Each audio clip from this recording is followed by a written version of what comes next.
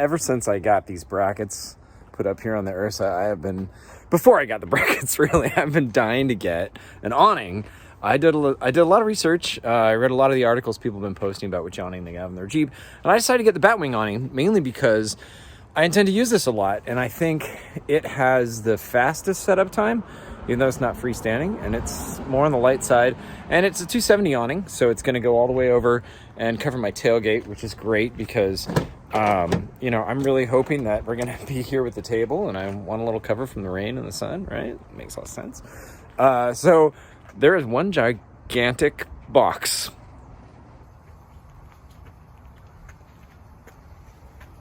That's a really big box. First look inside the gigantic, very long box. There it is. There's the awning.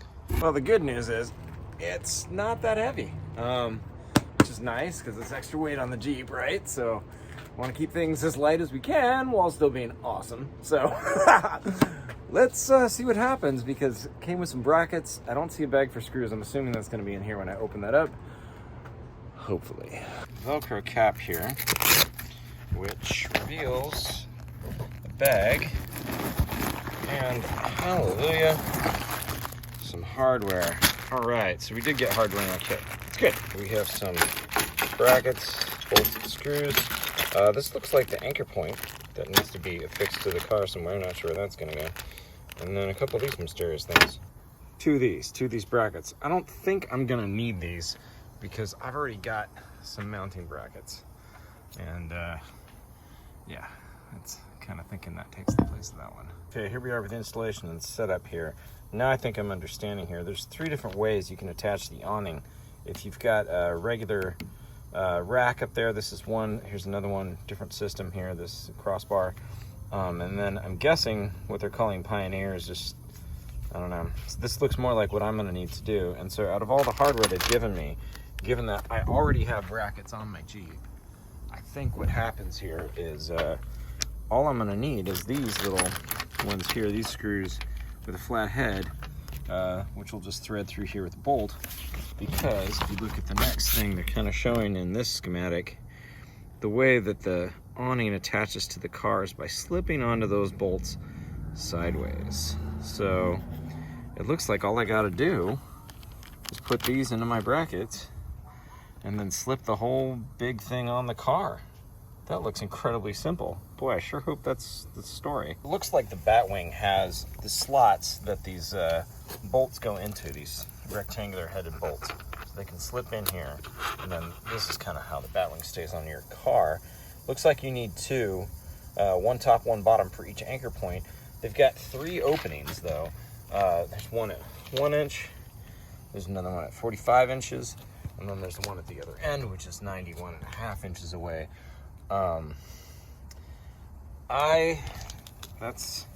They've only given you 4 of these things, you know? So to me, that's 2 anchor points. I wonder if I can get some more of these, because I have 4 anchor points and I'd like to use all 4.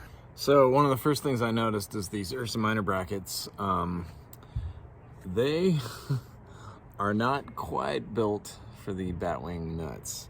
So I can fit into the slide port here, the nut will go through, but none of the other holes are drilled to the same aperture as this one. It's a little weird, like why would they do one that was really big and then some that are smaller?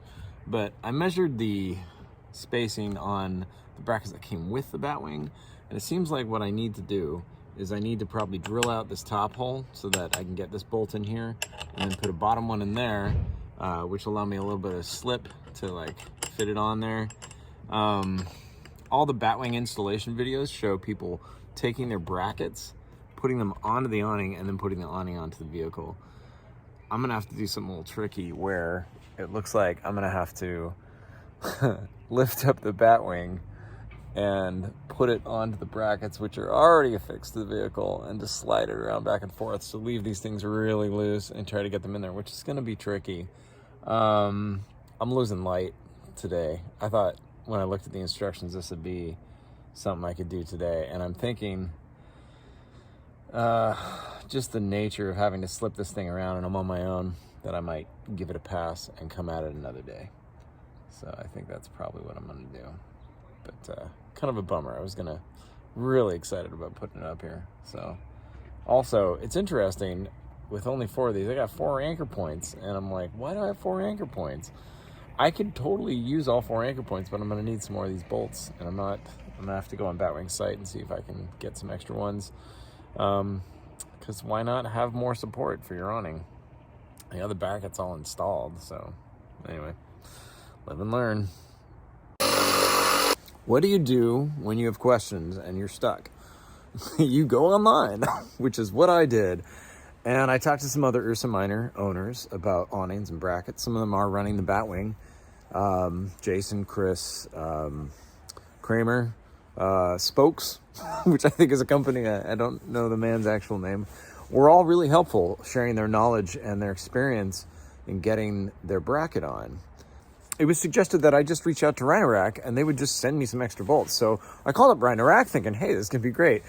And the guy I talked to was very helpful, but he was like, yeah, what are you putting that on? A camper on a Jeep with its own brackets? You know, we can't endorse this. And this is, I think the phrase he used was, there is no engineering solution for that we offer. I was like, okay. He's like, I need you to send me an email so that we have a thread on this. And so I did. I sent it in and I got back this massive link to go on their site and look along. Meanwhile, some of the other folks at the Facebook group were really helpful. And they're like, hey, why don't you just go to the hardware store and get some of these bolts? And so I went to the hardware store to check them out. First one I tried was these 1/4-inch ones. The 1/4-inch ones. But, ooh, spinny. The next one I tried were the 5/16. The 5/16. Success. I think we got a winner. I was kind of bricking it a little bit because we were losing light here, and I had to get my kids out, help me get this awning on here. I had them stand here and hold it while I tried to line up everything with the holes right after I drilled everything. And I still haven't tightened the bolts down, but I got just enough light to do that. And so I'm excited. It's on the Jeep. Look, it's on the Jeep. Yes.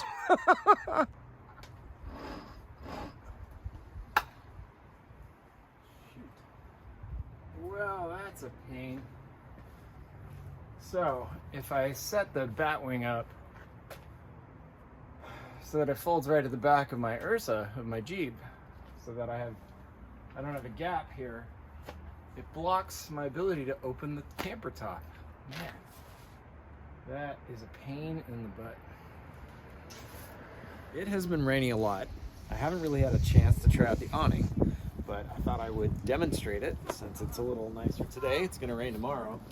I got it up here. Unfortunately, the way it's positioned right now, I can't get the top open because the latch is busted. So I think that's gonna be another video about workarounds and what I do in the long term. But this is my second time opening this thing. Let's see how easy this thing is. All right. I think, you know what's really important? Start at the right end. Open this, and you pull out the bag, which has guy lines and pegs and stuff if you're camping, stick to the ground. And then you unpeel this stuff, and you just flip it all the way down, like that. And then you just flip this up, like that, so you can pull it out. And that's it. And then these 3 security straps pull down like that, it falls down, and then the magic happens. What? Oh my gosh, what is happening? Now, the cool thing over here is this thing. This makes me so happy. So this strap here is what allows it to go, but it's got this little eyelet at the end of the canvas right there. Check this out. So, these Yakima rail bars up here, look, that could not fit more perfectly. So whoever at Rhino-Rack who built that thing, I don't know if they were thinking about the Yakima racks, but man, that is too cool. And it makes it so easy for me to cinch that. Now, the next thing, of course, is the This is not a self-supporting system, so you do have to put these poles in here, but they're so easy. They just click into the top and put them down like this.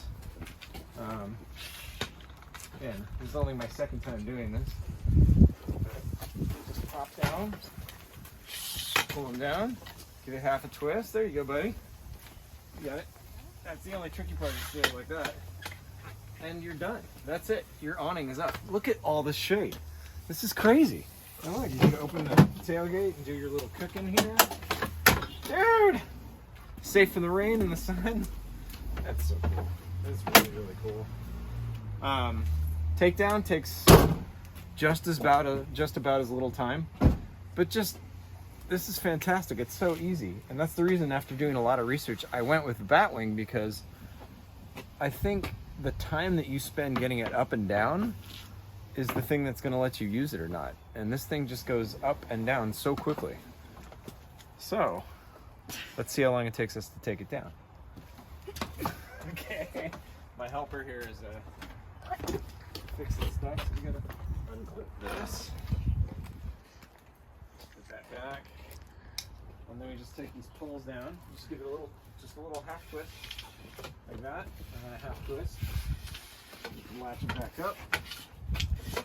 You know, I wonder if you could just leave these things like extended and just clip them back in.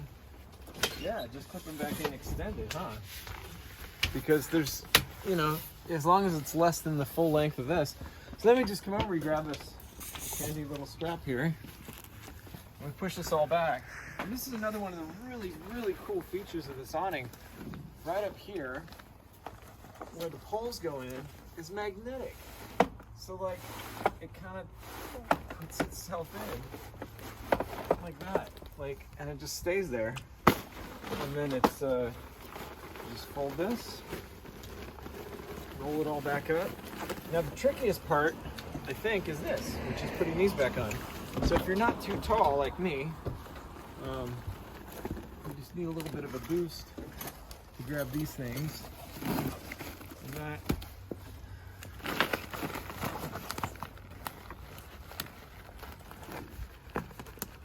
You just gotta pull out that little eyelet. There it is. And then once you've got it,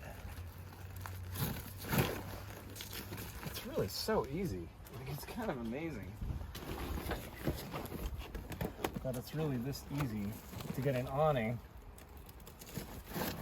up and down. I've got some awnings, freestanding awnings that I use for camping and stuff, and they take longer. They take way longer than this to set up. Not to mention having to drag an awning around with you, and this one's just bolted to the side of your vehicle, so that's pretty much it.